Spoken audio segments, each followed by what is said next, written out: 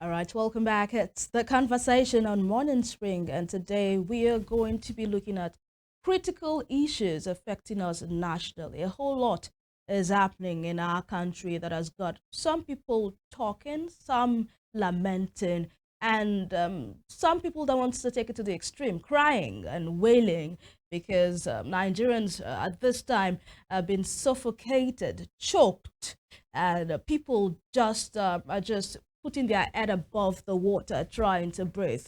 And in that popular statement of Mr. President, he said last year, sometimes around last year, let the poor breathe. This time around, it's not only the poor that wants to breathe, it's the entirety of Nigerians that wants to breathe. Everybody just wants to have that fresh air when it comes to economical issue. This morning, we are going to be looking at the state of the nation. How much more can Nigerians take? And we are going to be delving into other issues, political issues and economic issues. This morning, I'm being joined in the studio by architect Goke Omigbodun, who is a public affairs analyst, a politician, and also a member of the Afenifere National Caucus and Political Committee. Good morning to you, architect, and thank you so much for accepting our invitation. My pleasure always to speak to good people of Nigeria. And it's always a pleasure having you right in our studios because whenever you're here, we tend to have quality conversation about the Nigerian state because you are that. a major stakeholder, and That's a great compliment. You know I what they say, that. Konibaje. Eko uses Eko Onibaje, but Yes. for you, Nigeria Onibaje, and yes, you're all about that. Definitely. All right, before we move to some national issues, this conversation is in the public space, and a lot of people have been wading in, giving their own views and opinions on the matter. It's about the recent judgment, in Rivers State. I just wanted you to just give your own opinion on that since I have you here in the studio. Yesterday, Justice Joyce Abdul Malik gave that ruling in Abuja, issuing the telling the CBN or instructing the CBN not to release allocation to the Rivers State government. And people think this judgment is a contradiction to what we had in 2004 delivered by the Supreme Court in the case of the Lagos State government versus the federal government. And in that case, the person who sits as the president now was the governor at the time. So do you think, I mean, you're not a lawyer, but from the perspective of, a public affairs analyst, how do you react to this? Well, my reaction is we will get it right someday when we have true restructuring, true federalism, so that rather than one state waiting to take something from the coffers of the federal government, it will be the state that will be taking something to the federal government. That is true federalism, where you have the federating units having control over their resources and on account of having control over their resources, then it's they that will be given. But now what we just have is a glorified unitary state, whereby everything comes from the federation account. In fact, some states cannot operate at all unless something drops from the federation account. So, and you now find out that because of that, so the federal government too is able to flex muscles and dabble into local affairs. Pray, what is the concern of all the federal agencies and the Federal High Court in particular, issuing judgments, pronouncements concerning those federal agencies to make sure that things don't work in Rivers State? I'm not saying that Governor Ubara of Rivers State has done everything right. Perhaps in some of those circumstances, he could have done things a little differently, because I was ordinarily too would think, why would a governor present a budget to just 4 people? But if that was what he was left with, and if the Constitution would ordinarily allow of it, then so be it. But now when you now have Federal High Court, when he was trying to conduct local government elections, please don't, that was the Nigerian police force, don't cooperate with them. Which other the federal agency at that time INEC shouldn't release the INEC shouldn't register release registers. Now it is CBN should not release money. Thank God that this federal government is not in charge of oxygen. Then they will have said, don't release oxygen to Rivers State, so everybody can die in Rivers State. I think there's something wrong with our structure as a country, and it's reflecting in all facets and in all areas of governance. The legislature, the executive, and now the judiciary that should and would always remain, even if the legislature should go, if the executive should change anyhow. There's a structure in the judiciary. They know how each person goes through the ranks and lines the lines to know what is right. You just said it now, that there was a judgment contrary to what this Federal High Court has just given some time ago. But let's wait, let's listen to whatever the Supreme Court is going to say about this, because I have no doubt in my mind that Governor Fubara will have no choice than to approach the Supreme Court and the Court of Public Opinion. Definitely, I can assure you, the Court of Public Opinion is going to be against a federal government having a President, Bola Ahmed Tinubu, who, when he was governor, was meted with this same kind of treatment. You don't think that, even though the situation seems alike, but the circumstances surrounding the situation, are different? Even for cases in courts, because I'm also a law student. Okay. Even for cases in courts, the principles stand. Well, you now see how those principles apply to particular cases, the circumstances of each case. So we're talking about principles here. The circumstances of necessity will be different from case to case.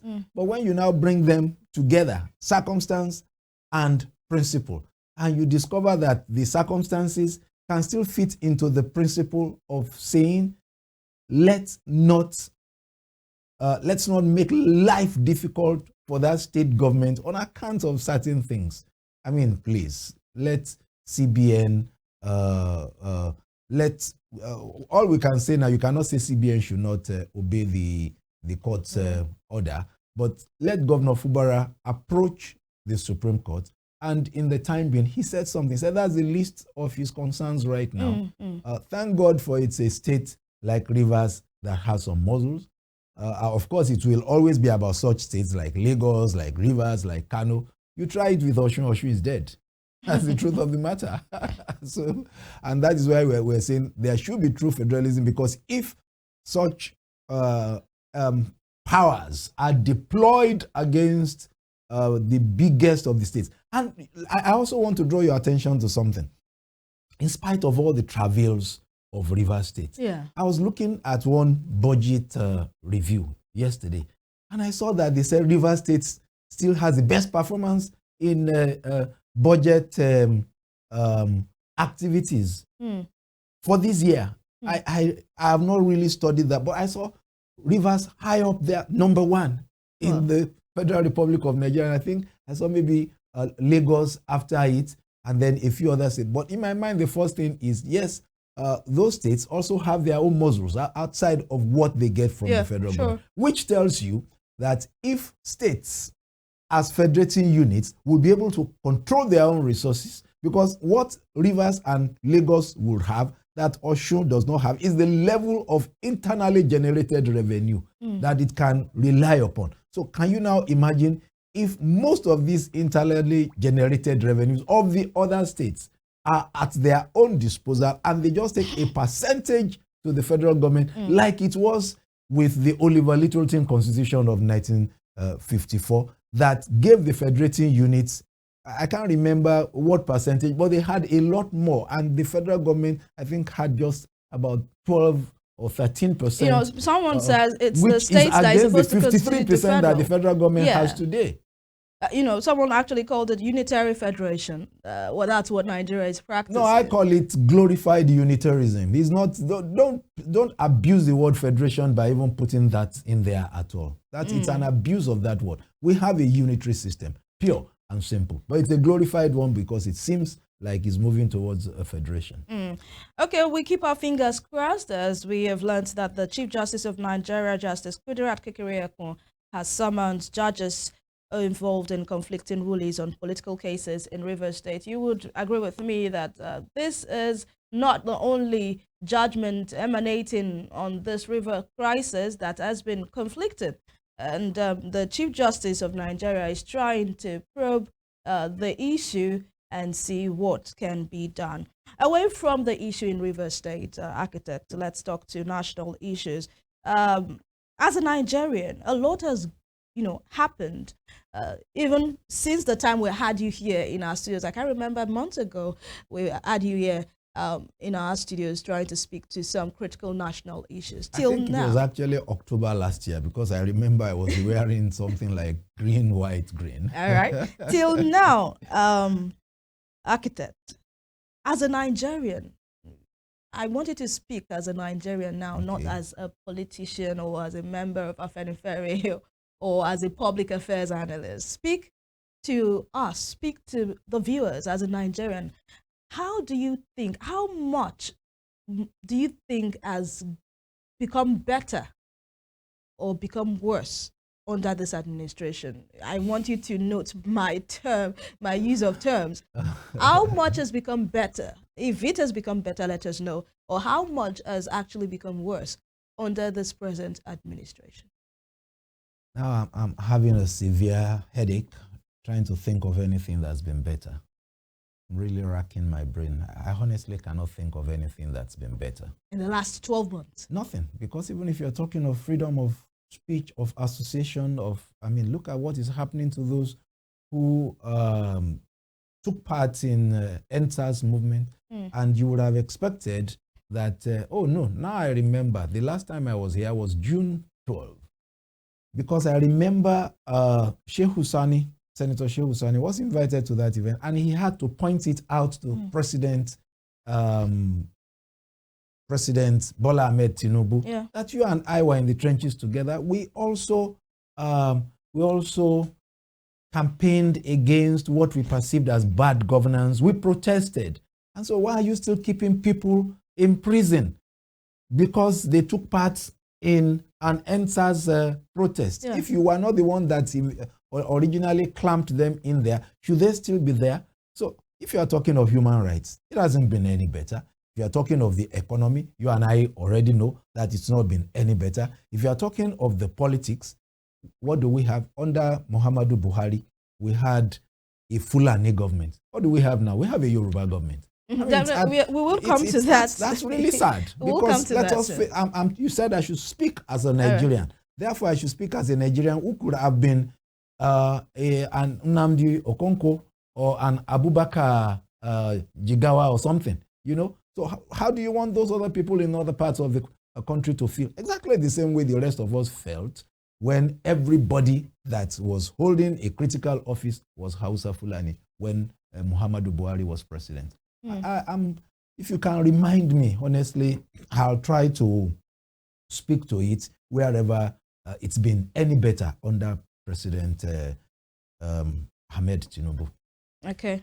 You do not see the steps he's taken. Senator Ajus Okalu once said that the president... Okay, maybe I remember something now.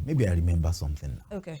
He's trying to rearrange the tax VAT structure such that a little bit of resource control derivation of 20% would come into the way VAT is distributed. I think I found something eventually. Ordinarily, VAT is distributed 15% to the federal government, 50% to the state government, 35% to local government. But they are now saying that perhaps because certain federating units contribute a lot more to the VAT, such should not just have that 50% distributed purely on that horizontal formula of population, land mass, and equality of states, okay? So that maybe there will be some 20% factoring of whichever source from which the VAT came. is still a proposal. If he gets that through, then maybe I'll be able to say that, President Bola Ahmed Tinubu did something that seems to be in the direction of the restructuring of the polity towards true federalism, because every other thing he has done, even the ones that people who don't understand applaud, because the majority of Nigerians don't understand this funny applause about the local government autonomy thing.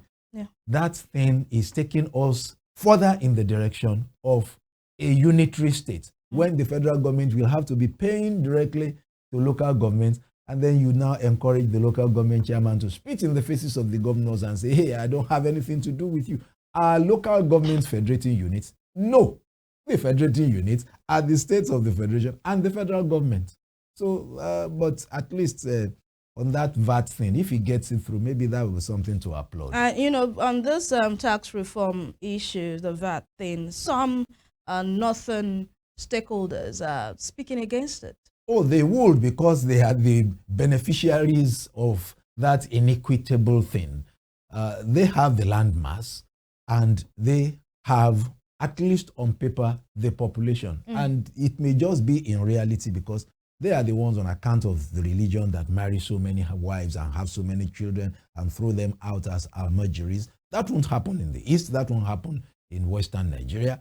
And so that equality of states, landmass, and population would favor them, and they contribute very little relatively to that VAT purse. Yeah. VAT is taken. The easy example everybody gives is alcohol. A lot of the people who drink alcohol are in Rivers and in Lagos. And then even, in fact, overall, the contribution of Lagos alone to VAT is more than 50%. So why would Lagos and Jigawa be sharing the same thing from VAT on account of equality of states? And why would a state like Kano take more, almost the same as Lagos, or even more, on account of population and on account of landmass, when most of these things will come? And if you talk of alcohol in particular, which contributes significantly, I'm a pastor, I don't take alcohol, I don't encourage alcohol thing, but this is politics, and we are discussing how does the money come, how do we share it. Kano does not allow people to drink alcohol, and so a lot of people who drink alcohol in Rivers and in Lagos and contribute to the purse will now have the money going more to Kano. No, I think that is wrong. So the governors of northern Nigeria do not want any redistribution in a way that is equitable. So what they are seeking for is, to me, a selfish end. All right, let's move to the fuel crisis. Nigerians have been battling this fuel issue since President Bola Ahmed Tinubu, the minute President Bola Ahmed Tinubu got into office, because that very day made the pronouncement that subsidy is gone. And in various parts of the country, we saw fueling stations, some actually closed down, some increased their prices just like that. And since that day, it's been upward and forward, as they say. It has defied a bad phenomenon. It has defied the law of gravity. Yes. It has been upward and forward. Nigerians have not seen any reduction in fuel price. And recently, some days ago, we heard again that the price of premium motor spirit, popularly known as petrol, has been raised again by the NNPCL. From 1,030 naira in Abuja, different regions with different prices. But let's take Abuja, for example, 130 naira to 1,030 naira to 1,060 naira. And some reporters actually reported some from some queues of vehicles in different fueling stations in Abuja, the capital of Nigeria. What do you say to this, architect, that Nigeria as a country, we have the crude? Yes, although people have said we do not have the refinery to refine the crude, but then not only do we not have the refinery, our currency is tied to the dollar. Absolutely. And because it is tied to the dollar, whatever the dollar does to your currency is what will happen to every other thing in your economy. So, and even when the price of crude fell just this week, is it this week or late last week? I think it's just this week in the international market, is when the price of the refined product has gone up again in Nigeria because the naira keeps on suffering under the dollar. And I will always use this opportunity, anytime I have the opportunity, to say that I am disappointed with the labor in Nigeria. The labor is supposed to rescue the rest of us. It is either they don't know what they are doing, say it loud, let them hear. It's either they don't know what they are doing or they have been settled. I make bold to say that. How can you agree? That's what I'm saying. How can you agree that the minimum wage should be 70,000 naira because somebody told you that once you agree to 70,000 naira, then price of PMS will not go up again? Did that person ever tell you that he is going to take naira out of its flotation stage? And did that person tell you that dollar will never be able to beat the naira? And you agree to such a cheap thing? And what are you even agreeing to in the first instance? 70,000 naira from 30,000 naira. That's just about 2 times what the minimum wage used to be. When in actual fact, all indices are that everything now costs 5 times what it used to cost. Petrol used to be less than 200 naira per, 200 naira per liter, less than. Now it is more than 1,000. That is more than times 5. Rice, how much was it? It's now 120,000 naira. Electricity, talk of anything. Transporting yourself from one place to another. And then somebody sits you down and gives you 70,000 naira minimum wage. What ought to have happened? It is let that money, part of it that you are saving from this fuel subsidy removal, go to infrastructure. Let the others be in the hands of Nigerians. Why did I say so? Because part of the reasons that we said we should have the subsidy removed is that we said, oh, a lot of fuel is going to West African countries and other neighbors that are enjoying the subsidy that was meant for Nigerians. Okay, yes, make it more expensive. I don't have any problem with that. I'm even one of those that said, yes, there should be a removal of the fuel subsidy, but that you must, I had always said it, that you must put money back in the hands of Nigerians because life is going to be more difficult. Everything is going to be more costly. So they must be able to afford those costly things. And therefore, the person in that other West African country whose income has not changed will be the one that will be shortchanged. He cannot afford that thing, but the Nigerian has more money in his pocket and can afford it. That is what we ought to have done. Now you put all the monies now in the hands of state governors. And what are state governors doing?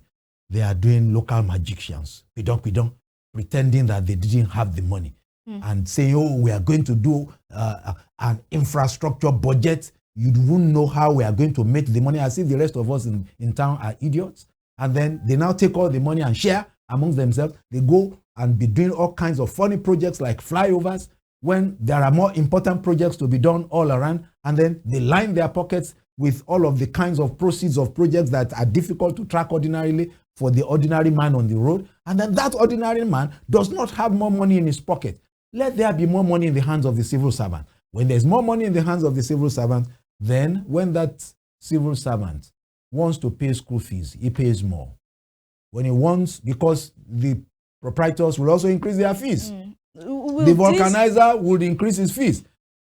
Western Spring Television. Add to more inflation? Just listen. Yes, it would. It would. Look, economics, secondary school economics will take care of all this. But that inflation will be because there is now more money in circulation for everybody. Okay? And that would at least take care of affordability. The only problem that you may have is that everybody becomes a multimillionaire. And perhaps to take a bottle of water will now cost me 5,000 naira. So what do we need to do? Just redenominate the currency. Ghana did that. I've not even been hearing anybody talking about it. I'm not an economist, but I did a little bit of economics. I have a master's in business administration, so I understand certain basic things. And I know that I took the children of my school, my wife and I took them to Ghana about the time they just redenominated their currency. It's in the olden days, about 20 years ago, that people will redenominate currency and would not know how to go about it. It is now well done. And what do I mean by redenomination? So instead of buying that bottle of water for 5,000 naira, just divide everything by 100. So that bottle becomes 50 naira again, which is the kind of what I used to pay about it again before. So that my advocating for 150,000 minimum wage will be that essentially I'm saying, okay, start paying everybody 15,000. So everybody pretending to be a millionaire right now. Cars that we are now buying second-hand vehicles for 5-point-something million. We'll be buying them for 500,000 naira. But the redenomination you're talking about would speak to other issues, but I just need to get this clear. The redenomination you're talking about, is it that easy? It is. I'm telling you that Ghana did it and Ghana was successful with it. And if there were arguments of countries that did it a long time ago, there was a time Brazil did it because they didn't have enough information, they didn't pass the information around, they didn't monitor it well, it failed. But with the CD, I went there, I saw it.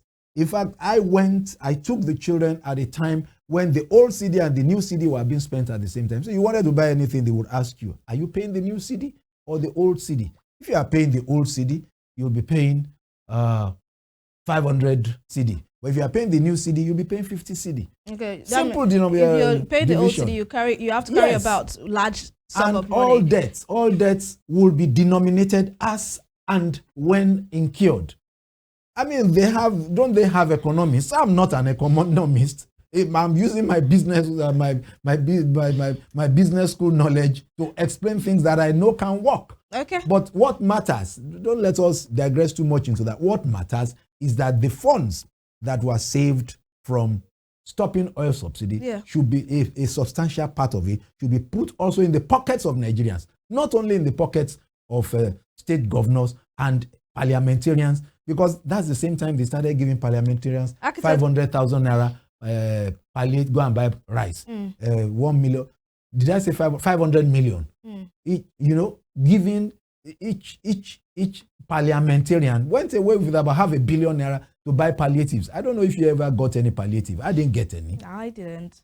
But then, architect, before we go for this break, recently the World Bank, during a press conference at the IMF and World Bank annual meetings in Washington, D.C., the IMF's African Regional Director, Abebe Selassie, said the Nigerian government's decision to remove fuel subsidy is a domestic issue. It had nothing, absolutely nothing to do with the IMF and the World Bank. And, the NLC came at them saying, no, you influenced the decision of the federal government to remove all subsidies, not only fuel subsidy, electricity subsidy, and or what have you. How do you react to that? Well, I am aware that those Bretton Woods institutions spoke about removing subsidy for other forms of energy, electricity and all that. And that is in the public space. Honestly, I cannot remember if they were involved in influencing the removal of the fuel subsidy. But they applauded it at the time President Bola Tinubu did. It was applauded. So that could be an indication that they did. I just told you I'm not sure. So that could be an indication that they did. And when they were doing that, did they also guide him as to what he will do with the gains kept from? Look, let me tell you, and it is probable that because most of us that were speaking against it were speaking against the fraud involved. And of recent, I was reading, maybe just yesterday, I hope that figure is not correct. I know that before the fuel subsidy was removed, that it was claimed that Nigerians were consuming about 68 million liters per day of fuel. And immediately it was removed, it went down to 40. But I read somewhere yesterday, and I think I actually also heard Festus Osifo mention a figure like that it's come down to about 4.5 million liters from 68 million liters per day. And people still buy fuel, people still... So what happened between, if it is true that it came as far down, I knew the time it went down to about 35 million liters. But if it is true that as we are talking now, it has come as far down as to 4.5 million liters per day, that tells you 68 minus 4.5, about 63 million liters of fuel was having subsidy paid on it, which was never consumed by Nigerians. And that was where the fraud was. And that was what we needed to have attacked, in removing that subsidy and discovering, we have so much savings, because all they were doing was a lot of round tripping. They will bring 10 tankers into town. They will say it's 100 tankers. So isn't it out now in the open? If it is true that our consumption in Nigeria within 1 year has fallen from 68 million liters per day to 4.5 million liters per day. That should be investigated. I only read it yesterday, so I intend to investigate and find out. If it is true, then can't you see the face of the fraud?